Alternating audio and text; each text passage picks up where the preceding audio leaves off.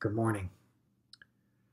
This morning I want to look at another saying of Jesus on the cross, and it is a really grave saying. It comes from Mark's Gospel, Mark chapter 15, verse 34. And at the 9th hour Jesus cried with a loud voice, and he said in Aramaic, Eloi, Eloi, lama sabachthani, which means, my God, why have you forsaken me?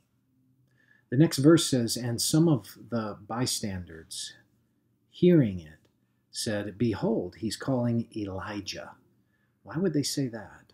Well, there was an expectation rooted in Judaism that Elijah would come and announce the coming kingdom. And so they heard him say this in Aramaic and thought by the two first words that maybe he's calling Elijah to come and to rescue him. Well, he's uttering, my God, why have you forsaken me? There's something very powerful in this for us.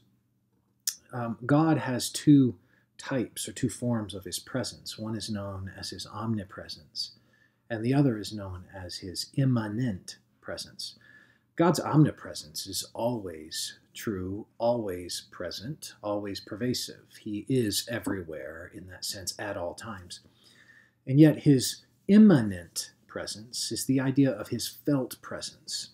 And Jesus is rightly saying, it feels like, Father, you've been removed from me in some way. I don't feel or sense your immanent presence. This, of course, is a completely foreign experience for Jesus.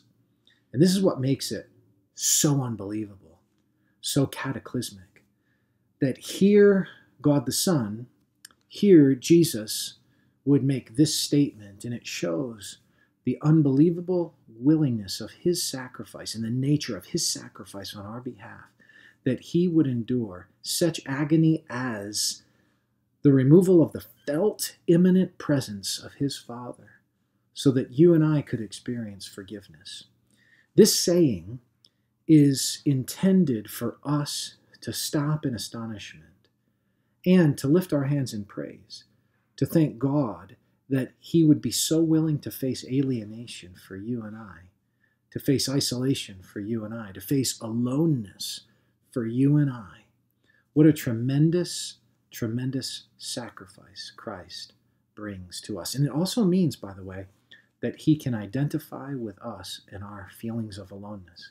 And we should remember when we feel alone, when we feel isolated, that the one who paid the penalty for our sins on Calvary identifies fully with us in our aloneness, and that he did so the very moment he offered himself for us, so that our aloneness could actually be eternally rectified, and we could experience eternal fellowship with God our Father.